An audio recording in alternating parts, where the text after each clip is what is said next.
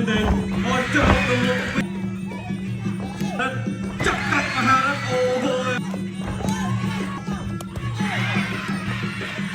បងចាំមកគោខៀវមកបាទកាលមុននេះផ្អើលម្ដង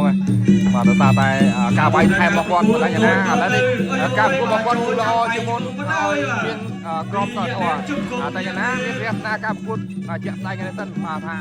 មានជីវធម៌ឬក៏ការប្រកួតយ៉ាងណាហើយកាយសម្បត្តិនេះល្អណាស់បាទធំតែកូនតើមានមកប្រកួតប្រហោនេះក៏មិនធម្មតាបាទព្រៀមហាឆ្វេងសង្ស័យណាលោកខ្ញុំក៏ដូរឈ្មោះបាទដូរឈ្មោះដល់ចូលដល់ទៀតអូយញាក់ចូលក្បែរទៅញាក់នៃរោអើយគាត់គេធំណាស់បាទយើងឈ្មោះជាជាក់មែនបាទតែយើងតូចជាងគេនេះមនុស្សធម្មតាធំមែនទេអូយចូលទៅពីអាយ៉ាអាយ៉ា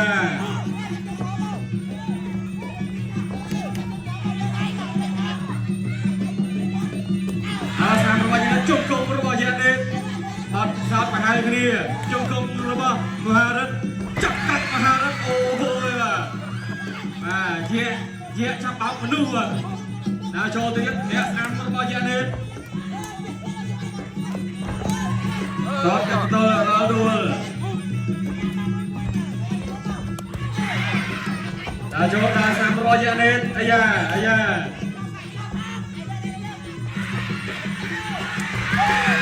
នោះបាទដូនស្រុកតែម្ដងអូយបាទមើលសិនមិនតាន់មកស្នៀតរបស់យ៉ាណេត5ហើយ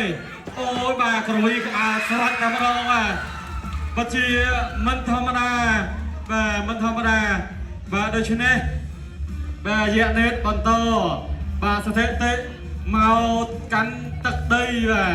ទស្ថានីយទូរទស្សន៍ PNN បាទសង្វៀន Boost Strong បាទអត់ទាន់ចាញ់ទេ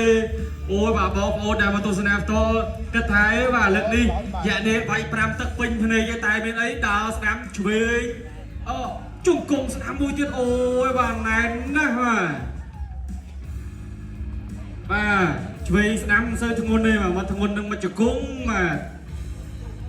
វាយ3ទឹកក៏វាយគេឲ្យស្លាប់វាយ5ទឹកក៏វាយគេឲ្យស្លាប់បាទកាត់ទៅយ៉ាណេតនេះបា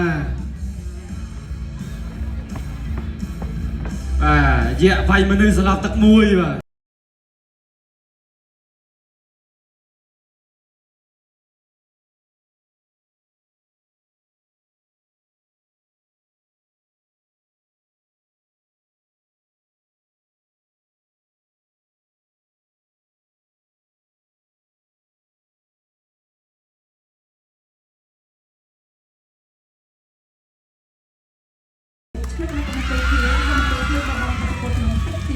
បាទបងសាទរប្រដាល់យ៉ាណេតបាទ